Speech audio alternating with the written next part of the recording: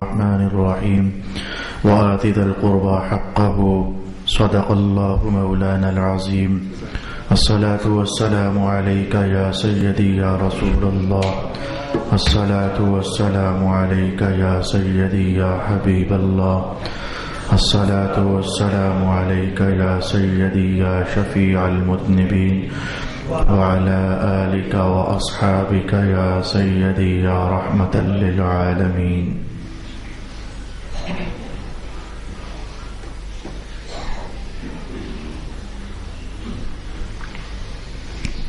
اللہ رب العالمین نے ارشاد فرمایا کہ اپنے رشتہ داروں کو حقوق ادا کرو. ایک بیوی کے اوپر کون کون سے حقوق لازم تھے ہم گزشتہ کئی نشستوں سے یہ عنوان سیکھ رہے تھے. آج کی نشست کا بیان آخری بیان ہوگا. اگلی نشست میں ہم دیکھیں گے کہ ایک خاوند کے اوپر اپنی بیگم کے لیے کون کون سے حقوق لازم ہوتے ہیں. تو آج کے حوالے سے میں سب سے پہلے ایک عنوان مختلف طرح کی 3 روایات سے آپ کے سامنے لانا چاہوں گا. حضرت سیدہ فاطمہ رضی اللہ تعالی عنہا ارشاد فرماتی ہیں کہ میں اپنے ہاتھوں سے خود جو پیسا کرتی تھی چکی میں اپنے ہاتھوں سے چلایا کرتی تھی. روایت کا اختتام ہوا. حضرت ام المؤمنین سیدہ عائشہ رضی اللہ تعالی عنہا ارشاد فرماتی ہیں میں دیکھ رہی ہوں کہ کئی بار ایسا ہوا کہ سرکار دو عالم علیہ الصلوۃ والسلام کے مبارک کپڑے پر کچھ لگا تھا تو میں نے اسے دھویا تھا تو رسول اللہ علیہ السلام نماز پڑھنے کے لیے جا رہے تھے اور وہ دھونے کا جو نشان ہوتا ہے وہ اس کپڑے پر باقی تھا. 2 روایات میں نے آپ کے لیے مکمل کر دی. روایت نمبر 3 آپ کے لیے لانا چاہوں گا. حضرت عائشہ رضی اللہ عنہا کی بہن حضرت ابو بکر صدیق کی صاحبزادی اسماء بنت ابی بکر رضی اللہ تعالی عنہا فرماتی ہیں کہ میری شادی ہو گئی حضرت زبیر کے ساتھ. مفلس آدمی تھے, غریب تھے, کچھ زیادہ سرمایہ ان کے پاس نہیں تھا لیکن ان کے پاس ایک گھوڑا تھا اور ایک اونٹ تھا. تو فرماتی ہیں کہ میں گھوڑے کے لیے گٹھلیاں کھجوروں کی خود پیسا کرتی تھی. ہم پنجابی لوگ اس کو کہتے ہیں پھک ڈالنا, گھوڑے کو پھک ڈالنا یا جانوروں کو پھک ڈالنا. تو گٹھلیاں میں پیسا کرتی تھی اور پیس کر کے تو میں گھوڑے کو ڈالا کرتی تھی اور پانی بھی میں خود ہی سینچا کرتی تھی. بلکہ ایک بار تو ایسا ہوا کہ میں گٹھلیاں اٹھا کر تو آ رہی تھی تو رسول پاک علیہ الصلوۃ والسلام اپنے اصحاب کے ساتھ پاس سے گزرے تو رسول اللہ علیہ السلام نے مجھے دیکھا تو اپنی سواری کو بٹھایا اور مجھے اشارہ کیا کہ میرے ساتھ بیٹھ جاؤ. اسما کہتی ہیں کہ میں مارے حیا کے رسول اللہ کے ساتھ نہ بیٹھی چونکہ حضور کے اصحاب حضور کے ساتھ تھے تو میں غیرت کر رہی تھی. آپ کہتی ہیں میں جانتی تھی کہ میرا خاوند حضرت زبیر بہت غیرت مند آدمی ہے. اگر انہیں معلوم ہو گیا کہ میں رسول اللہ کے اصحاب کے ساتھ ساتھ میں حضور کے پیچھے بیٹھ کر آئی ہوں تو کہیں وہ برا محسوس نہ کر جائیں. رسول پاک علیہ السلام نے جب میرے چہرے کے یہ تاثرات دیکھے تو سواری کو اٹھایا اور آگے تشریف لے گئے.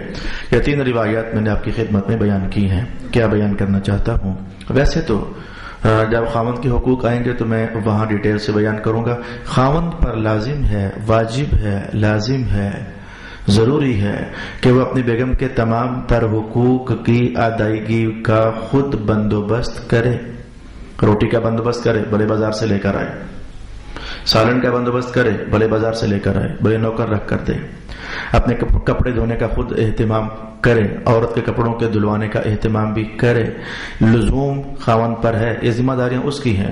کرے یعنی ملازم رکھوا دے یا پھر جیسے تیسے بھی. تو عورت پر لازم نہیں ہے کہ وہ روٹی پکائے, عورت پر لازم نہیں ہے کہ وہ ہنڈیا پکائے, عورت پر لازم نہیں ہے کہ وہ خاوند کے کپڑے دھوئے. کہیں بھی باقاعدہ امر کے صیغے کے ساتھ میرے مطالعے سے نہ گزر سکا کہ رسول پاک علیہ السلام نے ارشاد فرمایا ہو کہ ایک بیگم پر واجب ہے کہ وہ اپنے خاوند کے کپڑے دھوئے, اس کے لیے روٹی پکائے, اس کے لیے سالن پکائے. جہاں تک معاملہ ہے واجب کا تو میرے دوست واجب تو نہیں ہے, لیکن جہاں تک معاملہ ہے کہ وہ خواتین جن کے بارے میں حضور نے فرمایا یہ جنتی خواتین ہیں. سیدہ عائشہ کی مثال آپ کے سامنے کہی, خاتون جنت کی مثال آپ کے سامنے کہی, حضرت اسماء کی مثال آپ کے سامنے کہی, اور ایسے ہی بہت ساری خواتین, بلکہ تمام خواتین جو کہ اصحاب محترمین کی ازواج کا شرف انہیں حاصل ہوا. تو میں کہنا چاہوں گا کہ ان کی تمام خواتین گھروں کا کام خود کیا کرتی تھیں. تو میں اس کو اب یوں کہنے والا ہوں، عورت پر واجب نہیں کہ گھر کے کام کرے، لیکن مستحب ضرور ہے، اور صحابیات کی سنت کم از کم ان کے لیے ضرور ہے. خاتون جنت کہتی ہیں کہ دیکھو میں چکی خود پیسا کرتی تھی، چکی کے اندر دانے میں خود اپنے ہاتھوں سے ڈالا کرتی تھی. بعض اوقات وہ ان پپوروں پر وہ نرم درم چھالا نما احساس بھی آپ کہتی ہیں کہ میرے پاس ہو گیا تھا. بلکہ ایک بار تو میں حضور کے پاس چلی بھی گئی، ابا جی ہمیں بھی کوئی غلام دے ہی دیں، کوئی لونڈی ہمیں بھی دے ہی دیں، مال غنیمت میں سے بہت کچھ آتا ہے. ایسے ہی حضرت عائشہ کا یہ بیان کہ وہ میں دھوتی تو حضور کے وہ کپڑے پر نشان ہوتا تو حضور جا چکے ہوتے تو میں دھوتی. یہ دھونے کا اہتمام، روٹی پکانے کا اہتمام، حتیٰ کہ گھوڑوں کو پانی تک ڈالنے کا اہتمام، یہ 3 روایات میں نے آپ کو بتائیں. جس کو ہم یوں کہیں گے کہ اپنے خاوند کی محبت کی خاطر اور اپنے گھر کو خوشحال بنانے کی خاطر وہ اپنے امور خانہ جو ہے، کوئی بھی عورت اسے چاہیے کہ وہ اپنے امور خانہ نبھائے، اپنے خاوند کو اس درجے میں تنگ نہ کر دے کہ وہ تھکا ہارا باہر سے گھر آئے تو پھر آگے سے ابھی تک کھانا بھی تیار نہ ہو. بہت سارے مزاج ایسے ہوتے ہیں خاوندوں کے جن میں صبر نہیں ہوتا، حالانکہ یہ مردانگی کے خلاف ہے. وہ بندہ مرد اور اس میں صبر نہ ہو. یہ دیکھو سرکار دو عالم علیہ الصلوۃ والسلام کی شان میں نے پڑھی کہ آپ جب کھانا کھاتے تو حضرت عائشہ فرماتی ہیں کئی بار ایسا ہو جاتا ہے کہ نمک مرچ مسالہ اوپر نیچے ہو جاتا ہے. تو میرے حضور کی سیرت میں یہ بات پائی کہ اگر کھانا پسند ہوتا تو کھاتے اور خوش ہوتے، اور اگر کھانا پسند نہ ہوتا تو کچھ بھی نہ کہتے اور بس خاموشی سے اپنا ہاتھ کھینچ لیتے، بس اتنا ہی ہوتا. اور میں نے کتنے بدمغز مردوں کو دیکھا وہ لڑنے لگ جاتے ہیں. مرچ تیز لڑائی شروع، نمک تیز لڑائی شروع، کھانا کچھ آگے پیچھے ہو گیا وقت سے لڑائی شروع. یہ بے وقوفی ہوتی ہے. اور یہ کیسے مردان خدا ہوں گے کہ جنہیں صبر کی توفیق بھی میسر نہیں ہے. تو آج کی گفتگو میں ابھی تک میں نے جو سب سے پہلی بات آپ کو بیان کی ہے وہ یہ ہے کہ خواتین خانہ اور ازواج اور بیگمات اور بیویاں اپنے گھروں کے کاموں کو چلو مانا کہ ان پر لازم نہیں ہے، مانا کہ ان پر واجب نہیں ہے، لیکن واجب نہ ہونے کا معنی یہ تو نہیں ہے کہ جائز بھی نہیں ہے. جائز تو ہے، وہ مستحب تو ان کے لیے ہے کہ وہ اپنے کھانا پکانے کا اہتمام جانیں. بلکہ میں ایک حدیث سے استشہاد کرنے لگا ہوں. یہ اچانک اللہ کا کرنا ایسا ہوا کہ مجھے حدیث کے الفاظ یاد پڑ گئے. یہ جملہ ذرا دھیان سے سننے والا ہے. جہاں رسول اللہ علیہ السلام نے بچوں کو پالنے کے لیے 80 حقوق ارشاد فرمائے ہیں، وہاں 60 کے قریب یا 55 کے قریب تو ایسے ہیں جن میں بیٹیاں اور بیٹے برابر ہیں، لیکن ان میں سے 6-7 حقوق ایسے ہیں جو صرف بیٹوں کے لیے خاص ہیں. ان میں بیٹیوں کو کوئی دخل نہیں. باپوں پر لازم ہے کہ بیٹیوں کے ساتھ وہ 6-7 حقوق نبھائیں. چند ایک حقوق ایسے ہیں جو صرف بیٹوں کی خاطر لازم ہے. بھئی مثلا یہ گھوڑا دوڑانا آنا چاہیے، حضور فرمایا کرتے تھے اپنے بیٹوں کو سکھاؤ. اچھا تیرنا آنا چاہیے، حضور فرمایا کرتے تھے اپنے بیٹوں کو سکھاؤ. اچھا تلوار چلانی آنی چاہیے، حضور فرمایا کرتے تھے اپنے بیٹوں کو سکھاؤ. تو میں نے چند ایک مثالیں کہیں بات کو سمجھانے کے لیے. اب کچھ باتیں ایسی تھیں جو حضور ارشاد کیا کرتے تھے کہ بیٹیوں کو بتاؤ. مثلا ان میں سے ایک بات یہ تھی کہ اپنی بیٹیوں کو سورۃ نور کی تعلیم دیا کرو، اپنے بیٹوں کو سورۃ مائدہ پڑھایا کرو. اسپیشل، ویسے تو پورا قرآن پڑھاؤ لیکن اسپیشل بیٹوں کو سورۃ مائدہ پڑھاؤ اور اپنی بیٹیوں کو سورۃ نور کی تعلیم دیا کرو. سورۃ نور کے اندر گھریلو زندگی پر اچھی خاصی بحث قرآن حکیم نے اٹھائی ہے. تو جیسے کہ یہ ایک حکم تھا کہ بیٹیوں کو سورۃ مائدہ کی تعلیم دو، ایسے ہی یہ جملہ سننا. حضور فرمایا کرتے تھے کہ بیٹیوں کو سوئی دھاگا سکھاؤ، بیٹیوں کو سوئی دھاگا سکھاؤ، یہ پرونا کاتنا سکھاؤ. حتیٰ کہ مجھے ایک اور حدیث ذہن میں آ گئی. حضرت عائشہ کیا فرماتی ہیں، میں کپڑا سی رہی تھی تو سوئی گم گئی، کپڑا سی رہی تھی تو سوئی گم گئی. ہم آگے نہیں جاتے لیکن یہاں رکیے. آج میں ازواج مطہرات کی سیرت کے پہلوؤں میں سے سوئی گم گئی، اس کا مطلب یہ ہوا کہ سینے پرونے کاتنے تک کے جو امور ہیں حضور کی ازواج یہ بھی کیا کرتے تھے. تو بس میں یہاں سے اپنا عنوان مزید کمپلیٹ کر پایا کہ یہ سینے اور پرونے کا حکم باقاعدہ جاری کیا کہ یہ بیٹیوں کو سکھاؤ. تو یہ سکھاؤ کا معنی کیا تھا؟ تاکہ کل کو یہ اپنے گھر کے امور خود بجا لائیں. اور میں یہی تو آپ کو بتانا چاہ رہا ہوں کہ خواتین جتنے بھی چار دیواری کے اندر کے کام ہیں وہ ہنر خود سیکھیں بھی اور پھر ان کو نبھائیں بھی. جن میں کھانا پکانا آتا ہے، جن میں کپڑے دھونا آتا ہے، جن میں کپڑے سینا آتا ہے، اور جن میں اور بہت کچھ دور حاضر کے تقاضے بھی گھروں کے آ جاتے ہیں. تو میں نے ایک بات ڈیٹیل کے ساتھ آپ کی خدمت میں بیان کر دی ہے. ایک بڑا خاص حق ہے، کبھی بھی خواتین کو چاہیے کہ ایسا نہ کریں ایسا نہ کریں. اللہ رب العالمین نے کچھ بندھن ایسے باندھے ہوئے ہیں، یہ بالکل سچ سی بات ہے. آپ کے مشاہدے سے بھی ایسے گزرا ہوگا. میں ذرا بڑے بڑے لفظ کر کے بول دیتا ہوں. بعض اوقات مرد خاوند شہزادہ ہوتا ہے اور اس کی بیگم اس کے مقابلے میں کھڑی کی جائے تو آپ سمجھ گئے کہ وہ کچھ بھی نہیں ہوتی، وہ حسن و جمال کا کوئی مقابلہ ہی نہیں ہو رہا ہوتا. کبھی اس کا الٹ بھی ہوتا ہے کہ بیگم بندے کی بہت حور اور پری ہوتی ہے. یہ ہمارے ماحول کے چلنے والے الفاظ ہیں. بیگم اس کی حور پری ہوتی ہے لیکن خامند اس کا، میں پٹھاری کا لفظ بولتا ہوں، کروڑا سا ہوتا ہے اور وہ اتنا حسین نہیں ہوتا اور اس میں کوئی اتنا جمال نہیں ہوتا. تو یہ جو تصویر نمبر 2 ہے، بیگم خوبصورت ہو اور خامند اس کا بیچارہ چلیں گزارے لائق ہو، تو حالانکہ مذہب کا حکم ہے ویسے یہ وہ تو حسن اتفاق ہے کہ خاوند کو دیکھو تو بھی دل خوش ہو جائے اور اللہ نے بیگم کو بھی حسن و جمال عطا کیا ہو اور یہ بندھن جڑ جائے. چلو ایسا بھی ہوتا ہے کائنات میں، لیکن مذہب کا حکم یہ ہے کہ خاوند سے اس کی بیگم ذرا خوبصورت ہونی چاہیے، خاوند کی بنسبت اس کی بیگم ذرا خوبصورت ہونی چاہیے اور وجہ اس کی صاف ظاہر ہے. اگر ایسا ہوگا تو نگاہوں میں کمال طہارت باقی رہے گی اور یہ نظر کسی اور کی طرف غلط ارادے سے نہیں اٹھ پائے گی. اب یہ جو بات بتانا چاہتا ہوں، اگر ایسا ہو جائے کہ بیگم خوبصورت ہے اور خاوند بیچارہ ہے، بس میں اسے بدصورت نہیں کہتا ہوں بیچارہ ہے، تو ایسے میں عورت پر ایک حق ہے، وہ کبھی بھی ایسا جملہ نہ کہے جس کا معنی یہ نکلے وہ شکر کر تجھ کو مجھ جیسی مل گئی ہے، تجھے پوچھتا ہی کون تھا. اپنے حسن پر وہ فخر نہ کرے اور خاوند کے سامنے اپنے حسن کا کبھی یوں تذکرہ نہ کرے کہ خاوند کی حتک شان اسے محسوس ہونے لگ جائے. مجھے اس موقع پر عربستان کا ایک بڑا معروف ادیب ہوا ہے، اسمعی اس کا نام ہے. آج بھی علم ادب جو کہ عربی زبان کے اندر تحریر کیا گیا، جب ان کو اس ادب کو پڑھا جاتا ہے تو بڑے بڑے نام آتے ہیں، تو اس کا ان بڑے ناموں میں سے ایک نام ہے، میری مراد ہے اسمعی. تو یہ جو ادیب لوگ ہوتے ہیں، یہ جو لکھاری لوگ ہوتے ہیں، جو تو واقعی لکھاری ہوتے ہیں، وہ اس کائنات کے رنگوں کو بڑا قریب سے دیکھتے ہیں، وہ اس کائنات کے مناظر کو بڑا قریب سے دیکھتے ہیں. انہوں نے حقائق ہوتے ہیں جو اپنے نوکے قلم سے ٹپکا کر کے تو لوگوں کے سامنے کرنے ہوتے ہیں. ایک لکھاری کو بڑا باریک نظر ہونا پڑتا ہے، ایک لکھاری کو بڑا وسیع المطالعہ ہونا پڑتا ہے، ایک لکھاری کو بڑا گہرائی کے ساتھ مشاہدات رکھنے والا ہونا پڑتا ہے، اور ایک لکھاری کو اور ایک ادیب کو اپنی توجہ کو بڑا باریک نظری سے سنبھالنے والا ہونا پڑتا ہے، تو جا کر وہ حقائق کائنات لوگوں کے سامنے رہ سکتا ہے. تو اسمعی جیسے کہ شیخ سعدی کا مقام آپ کے سامنے ہے، کبھی موقع ہوا تو ہم ان کی حالات میں سے کچھ باتیں ضرور دیکھنا چاہیں گے. تو اسمعی ان اداب میں سے ایک ادیب ہے. تو کہتے ہیں کہ ایسے ہی ہو گیا، بس ایک خوبصورت عورت کو میں نے دیکھا اور اس کا خاوند بھی میں نے دیکھا، تو میری وہ ادیبانہ طبیعت اندر سے للچا گئی، مزاج میں ذرا ظرافت آ گئی. میں نے چھوٹی سی چٹکی کاٹتے ہوئے کہا کہ یہ آپ کا جوڑ کیسے ہو گیا؟ آپ کا خاوند کہاں اور آپ کہاں؟ یہ آپ کا جوڑ کیسے ہو گیا؟ اسمعی کہتے ہیں کہ تھا تو میں بڑا لکھاری بھی اور ادیب بھی، لیکن اس خاتون نے ایسا جواب دیا کہ مجھے لاجواب کر دیا اور میں آگے سے ایک لفظ نہ بول سکا. اس نے ایسا خوبصورت جواب دیا کہ میں آگے سے ایک لفظ بول نہ سکا. وہ اسمعی کہتے ہیں کہ وہ حسین و جمیل خاتون کہنے لگی، ہوا اصل میں ایک ماجرا تھا کہ میرے خاوند سے کبھی کوئی نیکی ہوئی تھی، اللہ کو پسند آ گئی، مجھ سے کبھی کوئی غلطی ہوئی تھی، اللہ کو ناپسند آ گئی، تو میری غلطی کی جزا میرا خاوند ہے میرے لیے اور میرے خاوند کی نیکی کی جزا میں ہوں اس کے لیے. تو اللہ رب العالمین نے مجھے اس کی نیکی کی جزا بنا کر اس کے حوالے کر دیا ہے اور اسے میری بدی کی سزا بنا کر کے تو میرے ساتھ جوڑ دیا ہے.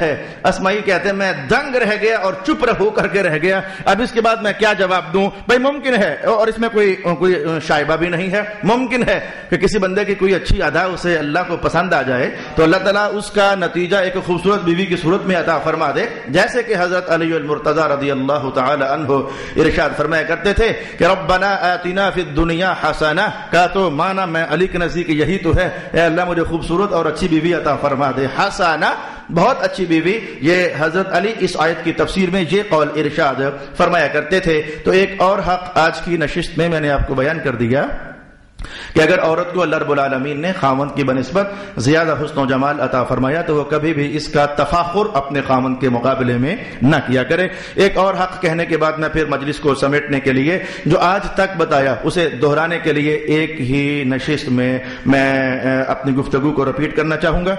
ایک اور حق سماعت کر لیجئے، صرف بیوی اور خاوند ایسے ہیں، صرف بیوی اور خاوند کہ جن کا بندھن، جن کا رشتہ رسول اللہ علیہ السلام کے کلام سے میں بات آگے بڑھانا چاہوں گا۔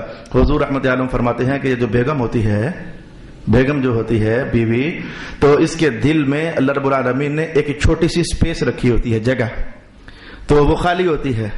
عورت کنواری ہے تو وہ جگہ خالی ہے۔ اس کا جو باقی دل ہوتا ہے، باقی دل میں جہاں بھر کے چچوں کی، تایوں کی، ماؤں کی، باپوں کی محبت چلتی رہتی ہے، لیکن ایک چھوٹا سا ٹکڑا عورت کے دل میں رب کائنات نے ایسا سنبھالا ہوتا ہے کہ وہ ٹکڑا خالی رہتا ہے جب تک اس کی شادی نہیں ہو جاتی۔ جب وہ شادی ہو جاتی ہے تو اس دل کے چھوٹے سے ٹکڑے میں اللہ رب العالمین صرف خاوند کی محبت ڈالتا ہے۔ وہ ہے ہی خاوند کے لیے مختص۔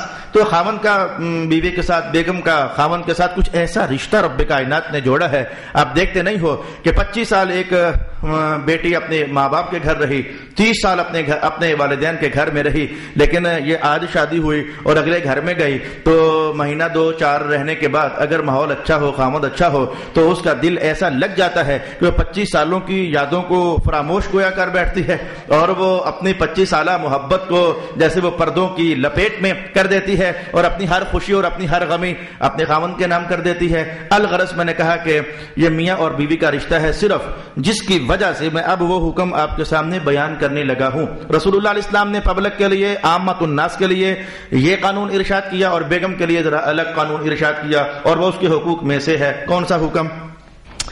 فرمایا کہ کسی مسلمان کے لیے بھی جائز نہیں ہے کہ اگر اس کا کوئی رشتہ دار مر جائے تو 3 دن سے زیادہ سوگ کرے۔ کسی مسلمان کے لیے جائز نہیں ہے۔ اور آپ گجر خان کے لوگ، میں تو 50 بار آپ کو بتا چکا ہوں، آپ کیوں نافرمانی کرتے ہو رسول اللہ علیہ السلام کی؟ تم 40 دن پھوڑیاں ڈالتے ہو، 10 دن پھوڑیاں ڈالتے ہو، 15 دن پھوڑیاں ڈالتے ہو، 8 دن پھوڑیاں ڈالتے ہو، اور ہفتہ بھی پھوڑیاں ڈالتے ہو۔ میں نے تو آپ کو 40 بار کہا، اور آج 41واں بار پھر کہہ دیتا ہوں، 3 دن سے زیادہ پھوڑی ڈالنے کا اہتمام کرنا سرکار دو عالم علیہ السلام کی طرف سے اجازت نہیں ہے۔ رسول اللہ علیہ والسلام کی بڑی دانائیاں تھیں، بڑی حکمتیں تھیں۔ ہم اگر نالائق ہیں تو کیا ہوا؟ سرکار دو عالم ہمیں بہت اچھا اور سونا سا مسلمان، ہمارے غموں کی غم گساری کرنا چاہتے ہیں۔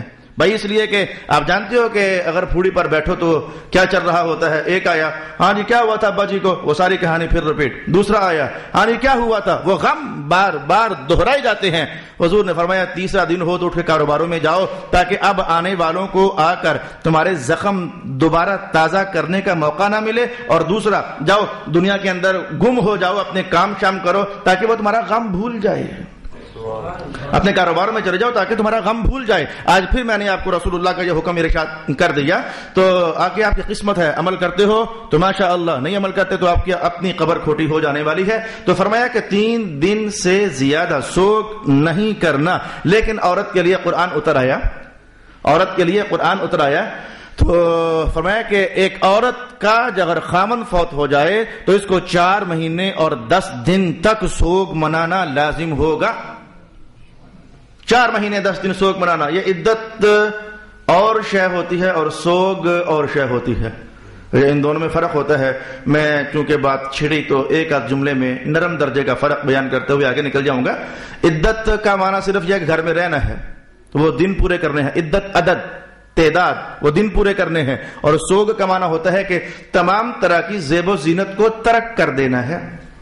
بال نہ سنوارے جائیں، سرخی پاؤڈر نہ لگایا جائے، میک اپ نہ کیا جائے، بیوٹی نہ بنائی جائے، خوبصورت کپڑے نہ پہنے جائیں، بس نارمل، جیسے وہ کہتے ہیں ٹوٹی ٹوٹی شخصیت، بکھری بکھری حالت، کچھ اس طرح کی کیفیت میں رہنا، اس کا نام ہوتا ہے سوگ۔ حداد، تحدید، یہ مذہب کے الفاظ ہیں۔ تو سوگ اور شے ہے، اور عدت ذرا احکام میں تھوڑی سی اور شے ہے۔ تو میں نے آپ کو بیان کر دیا کہ عورت کے من جملہ حقوق میں سے ایک یہ ہے کہ اگر اس کا خاوند فوت ہو جائے تو 4 مہینے 10 دن تک اس پر عدت گزارنا اور سوگ کرنا یہ لازم ہے۔ پبلک کا جملہ ہے سوگ منانا، بھائی منائی کوئی اچھی شے جاتی ہے تو یہ سوگ کرنا جو ہے یہ اس پر لازم ہو جاتا ہے۔ یہ ایک اور حکم میں نے آپ کی خدمت میں بیان کر دیا، اور ایک اور حکم بھی سن لیجئے۔ میں چاہتا تو ہوں کہ اس نشست میں بات کو سمیٹ لیا جائے۔ اگر بعض اوقات ایسا ہوتا ہے کہ خواتین کے خاوند گھروں میں نہیں ہوتے، کاروبار کے سلسلے میں دوسرے شہر گئے یا دوسرے ملک چلے گئے، تو ایسے میں خاتون پر کیا حق ہے، اپنے خاوند کا خاتون پر کیا حق ہے؟ جب تک خاوند پلٹ کر نہ آئے تو میں سوگ نہیں کہتا، لیکن اپنی حالت کچھ ایسی ہی رکھے۔ میں یہ نہیں کہتا کہ سوگ منائے، سوگ منانا حکم خاص ہے، لیکن اپنی حالت کچھ ایسی ہی رکھے۔ کہاں پڑھ سکتے ہو؟ امام غزالی نے اسے ارشاد کیا امام غزالی فرماتے ہیں مجھے کسی ادیب کا وہ شعر کا ایک حصہ، وہ شخص تو شہر ہی چھوڑ گیا اب بال بنائیں کس کے لیے. یہ اچھا قول ہے، اس کا میرے عنوان سے جڑ گیا. وہ اب رہا ہی نہیں ہے تو کس کی خاطر سے وہ زینت اختیار کی جائے. تو خاوند دوسرے شہر یا دوسرے ملک چلا جائے تو بس پاک صاف رہنا یہ حکم شریعت ہے، لیکن مزین رہنا اب یہ حکم شریعت نہیں ہوگا. بس بکھری شخصیت، ٹوٹی شخصیت، جیسے کہ احساس دیکھنے والا کر جائے کہ ہاں جس کی خاطر یہ تھی اب وہ نہیں رہا تو یہ اس کے نہ ہونے کا اہتمام کیا جا رہا ہے. اور اگر اس کا خاوند پھر سے واپس آ جائے تو وہ پھر سے اسی غزالی کے الفاظ دلچسپ ہیں، انہیں محبت کی رنگ رلیوں میں ہو جائے. یہ امام غزالی کے الفاظ ہیں، انہیں محبت کی رنگ رلیوں میں ہو جائے. اب وہ آج گیا کہ جو اس کا ہے اور یہ جس کی ہے. یہ ایک اور حکم خاص میں نے آپ کی خدمت میں بیان کر دیا. اب میں سمیٹنے لگا ہوں جو آج تک میں نے 6 یا 7 یا 8 نشستوں میں خواتین کے حقوق بیان کیے، اور میں ایک چپتا ہوا جملہ کہنے والا ہوں کہ خاوندو تیار ہو جاؤ، اگلی بار سے اب خیر آپ کی نہیں ہے. آپ بھی بڑے غلط کام کرتے ہو، بہت بدماشیاں کرتے ہو خاوندو، اپنی بیگمات کے ساتھ اپنے گھروں میں بہت غلط کام کرتے ہو. یہ آپ کے کرتوت ہم غریبوں تک پہنچتے ہیں مسائل بن کر، پھر ہمیں بتانے تو ہوتے ہیں. تو اگر خود ابھی تک آپ نے یہ تو چاہا ہاں اچھا لگا بیگم کو یوں ہونا چاہیے، اب تیار ہو کر آنا آپ کو بھی یوں ہونا چاہیے جیسے مذہب آپ کو کہے گا. آئندہ سے آپ بھی سنیے آپ کو بھی یوں ہونا چاہیے. اب تک مذہب نے خوب سمجھایا بیگم کو، لیکن اگلی بار سے باری آپ کی ہوگی. آپ کو بھی سمجھنا ہوگا، آپ کو بھی اچھا خاوند بننا ہوگا. آپ کو بھی میں جملہ بول دوں جنتی قسم کا خاوند بننا ہوگا. تو وہ جنتی خاوند کیا ہوتا ہے میں ان قریب اگلی نشست سے انشاءاللہ العزیز بیان کروں گا. میں اپنے وقت میں رہتے ہوئے اب آہستہ آہستہ بات کو سمیٹنے لگا ہوں. جو کچھ آج تک ہم نے سیکھا اسے مختصر اور جامع ترین جملوں میں یوں کہنا چاہوں گا. بس عورت جیسے تیسے بھی ہو، اب مجھے تبصرہ نہ چاہنا، بحث بھی نہ چاہنا، سمجھا چکا، بہت سمجھا چکا. اب میں صرف بات سنبھالنے لگا ہوں. عورت باہر کیف گھر بیٹھ کر چرخے پر ہی مصروف رہے. چرخے پر مصروف رہنا یہ اس دور کا جملہ ہے جب ہوتی ہی مصروفیات میں سے چرخہ تھا. یعنی جو بھی گھر کی مصروفیات ہیں، عورت ہما دم اور ہما تن اور ہما لحظہ اور ہما خیال بس گھر کے اندر اپنے آپ کو صرف کرنے میں مصروف ہو جائے. چھت پر چڑھنے سے اور ادھر ادھر جھانکنے سے عورت اپنے آپ کو بچائے. حتیٰ کہ ہمسایوں کے گھر بھی آئے دن میل جول نہ رکھے. شوہر غائب ہے تو بھی اس کی عزت کا خیال رکھے، اور شوہر اگر حاضر ہے تو بھی اس کی عزت کا خیال رکھے. کچھ بھی ایسا قول بول اقدام نہ کرے جس سے اس کے شوہر کی عزت پائمال ہو جائے. بغیر خاوند کی اجازت کے گھر سے باہر ایک قدم بھی نہ رکھے. یہ ساری روایات بتا چکا. اور اگر خاوند کی اجازت ہو بھی گئی تو بڑے پرانے درجے کے کپڑوں میں نکلے، اور چہکتے مہکتے کپڑوں میں نکل کر کے تو خود بھی دوزخ نہ کمائے اور اوروں کو بھی دوزخی نہ بنائے. بازار میں کبھی عورت کو جانا پڑ جائے تو رش کے علاقوں میں نہ چلے. ٹوٹے ہوئے علاقوں میں جہاں رش نہیں ہے ادھر ذرا اپنے آپ کو سنبھال کر چلے. میں نے ابھی آپ کو روایت سنائی نہیں آج. اسما کیا کہتی ہیں، حضور کے صحابہ تھے سارے جنتی تھے، کوئی بھی بری نظر والا نہیں تھا. کہتے ہیں مجھے ان میں چلنے سے حیا آئی. تو پاکیزہ ترین لوگ ہیں لیکن ان میں چلنے سے حیا آئی. یہ آپ کو اشارہ دیا کہ یہ کوئی باتیں خود ساختہ نہیں، احادیث شریفہ سے کشیدی ہوئی باتیں ہیں. تو رش کے علاقوں میں عورتیں مت چلیں. نوجوان کتنے بدماش ہو گئے، گندے ہو گئے. یہ عید الفطر کی وہ شبوں میں وہ کیا گن چھن کی خبریں آتی ہیں. مرد بھی ادھر گھسے ہوئے، لڑکے خاص کر کے. عورتیں بھی اس رات مہندی لگوانے گئی ہوئی ہیں. بے شرمی ادھر بھی، بے شرمی ادھر بھی. باپوں کو چاہیے کہ اپنی بیٹیوں کو سنبھال کر رکھیں. کیا مہندی بازاروں میں لگتی ہے ضروراً؟ اور بیٹوں کو بھی تو چاہیے کہ بلکہ ان کے سلسلے میں پہلے باپوں کو چاہیے تھا کہ ان کی نگاہوں میں شریعت کا پہرا بٹھائیں اور ان کے احساس میں اتار دیں. یہ کوئی بیگانی نہیں ہے. جب تک شادی نہیں مذہب نے کہا تیری بہن لگتی ہے. ان کے احساس میں یہ بات اتاریں. یہ باپوں پر اور ماؤں پر لازم تھا. خیر، اگر بازاروں میں کوئی خاتون پہنچ گئی تو خالی جگہوں میں چلے. بازار کے درمیان چلنے سے احتیاط کرے اور ہو سکے تو اس سے بھی بچ جائے. اکثر کام اس کے خاوند ہی کر دیں تو اچھا ہے. بعض زندگی کی ضروریات دور حاضر میں ایسی بن گئی کہ خواتین کو جانا پڑ جاتا ہے. بس اب وہ میں یہاں بیان بھی نہیں کر سکتا. عورت اپنے آپ کو یوں رکھے بازار آنے جانے میں بھی کہ کوئی اجنبی اس کی آواز کو پہچان کر تو سمجھ نہ جائے کہ یہ تو فلانے کی بیگم ہے. ایسا اپنے آپ کو سنبھال کر رکھے. حتیٰ کہ اگر خاوند کا دوست ہے تو عورت کو لگتا ہے کہ یہ میری چال ڈھال پہچانتا ہے یا میری آواز مجھے پہچانتا ہے، تو خاوند کا دوست کوئی دکاندار مثلاً، تو وہاں جا کر آواز بدل کر بات کرے، الغرض کسی کی پہچان میں نہ آئے.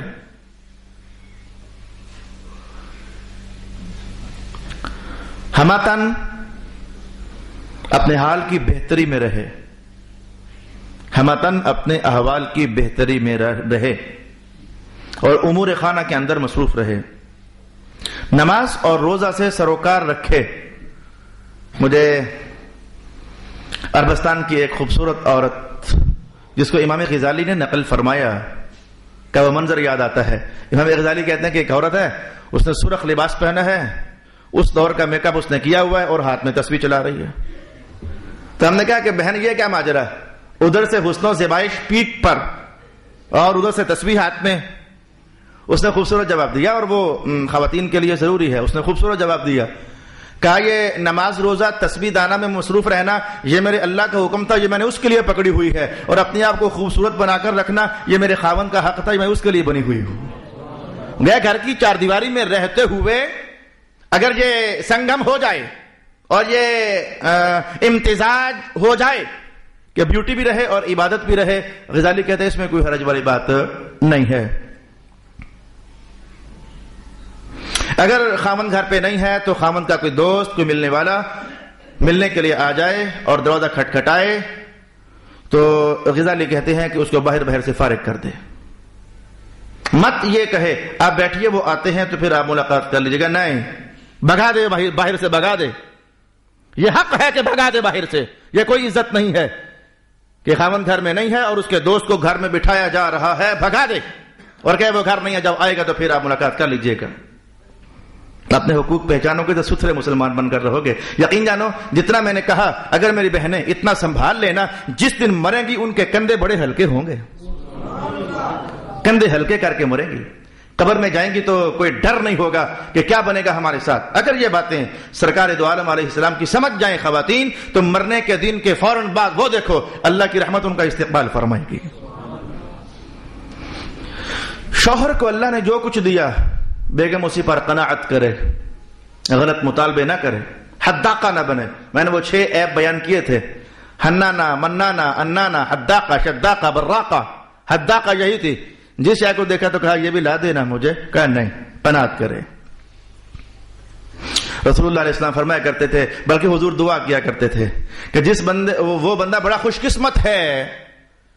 7 کچھ باتیں کہیں جس میں یہ ہے، جس میں یہ ہے اور جس میں یہ ہے، بہت باتیں کہیں. اس کو آپ مرقات میں اس حدیث کو پڑھ سکتے ہو. بڑا بندہ خوش قسمت بندہ ہے جس میں ایک بات یہ تھی، جسے اللہ نے قناعت کرنے والی بیوی عطا فرما دی. وہ قناعت کرتی ہے، اپنے خاوند کو حرام پر مجبور نہیں کرتی اور اپنے آپ کو ہمیشہ صاف ستھرا اور شستہ رکھے، اور اس کا خاوند جب بھی اس سے نفع اٹھانا چاہے تو اپنے آپ کو ہمدن تیار رکھے. اپنی اولاد پر شفقت کرے، اپنے خاوند کا راز کبھی افشا نہ کرے. خاوند بھی یہ بےایمانی کرتے ہیں اور بعض عورتیں بھی یہ بےایمانی کرتی ہیں. حضور کے دربار میں کیس پہنچا تھا، جو تمہارے بند کمرے کے راز ہیں اے خاوندو، اگر تم وہ اپنے بند کمرے کے راز باہر جا کر دوستوں میں شگوفے اور مذاق بنا کر اڑاتے ہو، آپ مجرم ہو قیامت والے دن کے. نوجوانوں کو یہ وبا اور یہ مرض ہے. کوئی جگری یار نہیں ہے تمہارے بند رازوں کے لیے، اور یہ جگری یار ہے خیر نہیں، خیر نہیں ہے، شر ہے، شر. تو ایسے ہی مرد سے کہا گیا اپنے رازوں کا افشا، بیگم کے رازوں کا افشا باہر جا کر مت کر. اور عورت کو بھی یہی کہا گیا اپنے خاوند کے رازوں کا افشا مت کر. سہیلیوں میں بیٹھ کر کے تو خاوند ایسا ہے تو ایسا ہے، ایسا ہے تو ایسا ہے، وہ جو رازدارانہ باتیں ہیں ان کا انکشاف مت کرو. خوبیاں بیان کرنا اور شے ہے، میرا خاوند اچھا ہے، نمازی ہے، متقی ہے، پارسا ہے، یہ بات کہنا اور شے ہے. اپنے بچوں کو گالیاں نکالنے سے کوئی بھی ماں بچے، اپنی اولاد کو گالیاں مت نکالے، ان کو برا کہنے میں کبھی زبان نہ کھولے. اور آخری جملہ عین وقت کے آخری سیکنڈ میں وہ پورا ہونے والا ہو گیا کہ اپنے خاوند کے سامنے کبھی بھی زبان درازی نہ کرے، خاوند کی بات کا کبھی بھی جواب نہ دے۔ اللہ تعالیٰ امت مسلمہ کی خواتین کو ہدایت نصیب فرمائے۔ وآخر دعوانا الحمد للہ رب العالمین۔